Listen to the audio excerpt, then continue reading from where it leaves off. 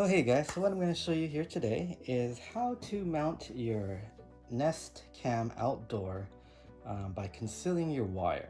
And if you're like me, then you just hate wires. And I gotta say the design of this Nest Cam is horrible.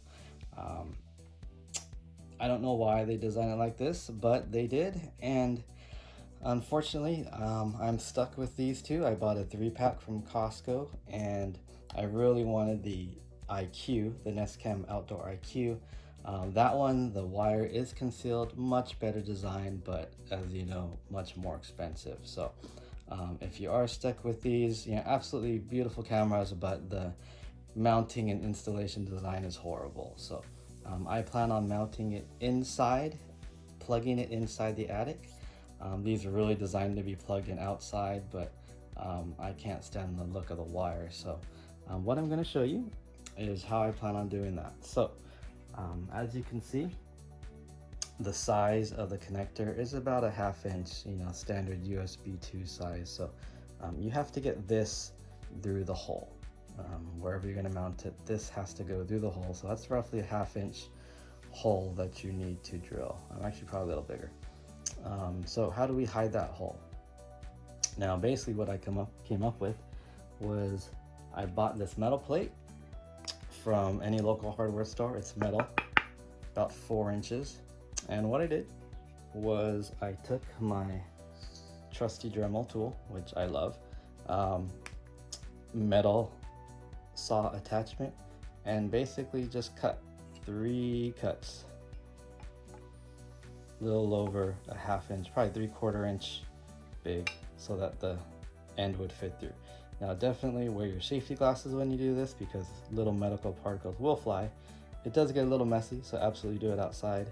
And pro tip, the mount that you're going to be using with the Nest Cam, put it somewhere far away because it is magnetic.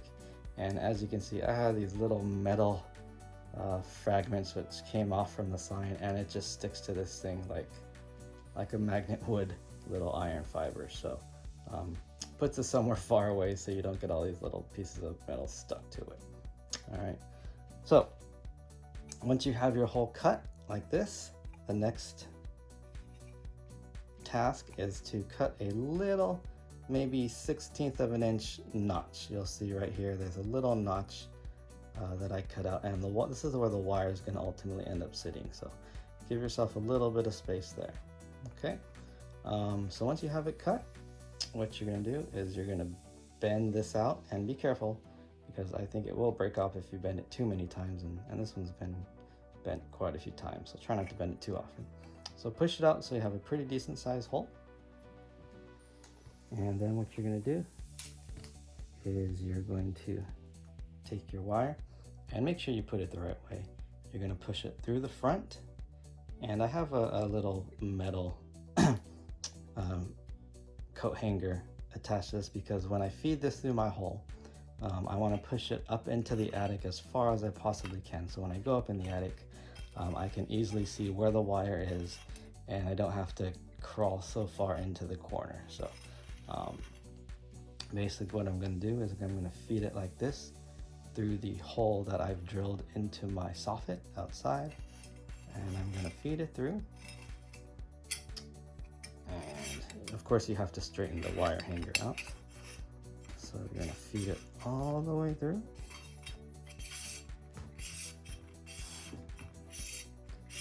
Speed up, 2 times speed. Okay, so now I have this little piece of tape because I have multiple cameras, so I just want to know where this one goes. Okay, so once you have the wire fed all the way through, what you're going to do is you're going to close that hole and push it back. And now because I have that little notch cut out, this should close flush. Like that. Looks pretty good. Okay.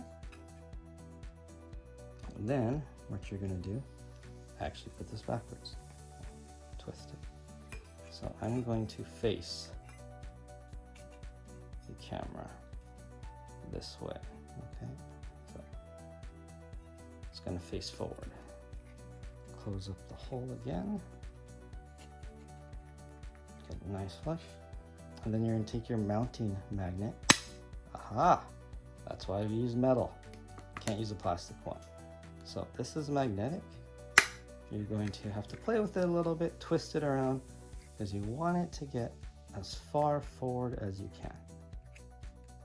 And then once you have it positioned, now this is going to be mounted onto my soffit. And after I get it mounted, I'm going to take some white outdoor caulking and cover this hole, and ultimately going to paint this plate as well. So we'll cut to that in just a minute and we'll see how it looks. Good. Okay, now I've marked my hole and I have my 7/8 inch drill bit to drill the hole. Now, before you start drilling, it's very important, bring the camera outside and place it where you plan on mounting it and see what the camera is going to see, because you don't want to mount it assuming that the field of vision is what you're going to want to see, because you may have obstructions and you don't want to have to remount it. So take the time, put the camera where you're planning on mounting it, and look at what it's going to see. Okay, so I've done that and I marked my spot. So I'm going to drill my hole. So now that I have that drilled, the next step to place the camera safely on the bush. Get your hole, and again I have my tip taped to this wire coat hanger, and yes, 7/8 will do it. Feed that through.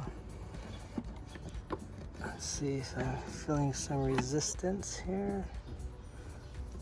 I think I hit something. I think I'm in the attic.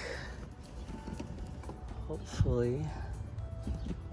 I'm on the corner, so I want to feed it as far in as I can. I think I'm hitting some insulation. Okay, so I'm up here in my attic and it's 400 degrees. What I've done is I've plugged in an extension cord way over there, about 25 feet away. So I made sure I had ample extension because I don't have to do this again. So I have my extension cord, and if you haven't figured it out, I'm actually doing 2 of these cameras right now. So why build 1 when you can build 2 at twice the price? So I am plugging the end into that. Put the camera down while I plug in the other one. Who's on here? Okay, so now I have both cameras plugged in to my extension cord, and now I need to get way over there, and you can see the wire is sticking out. So I see one sticking out through my coat hanger, so very nicely presented. I think the other one is further down in the corner, so let's go get it. Hold on, be right back. Okay, so we're back outside. And this is what the camera looks like right now. You can see I pulled it through, not all the way, but pretty darn close. And now all I'm gonna do is point it where I want it to go, line up the screws, mount it, and we'll be good to go. All right, be right back. Okay, so I have it aimed, and I found a couple small screws that fit nicely into the frame. Careful not to over tighten, because you will bend this if you tighten it too much. Make sure you leave yourself enough slack so you can angle the camera as desired. Mine was actually a little too tight, but it'll work. Well, that's what it looks like. And like I said, we'll still fill those holes in with some caulking and eventually paint it to match. There you go. Good luck.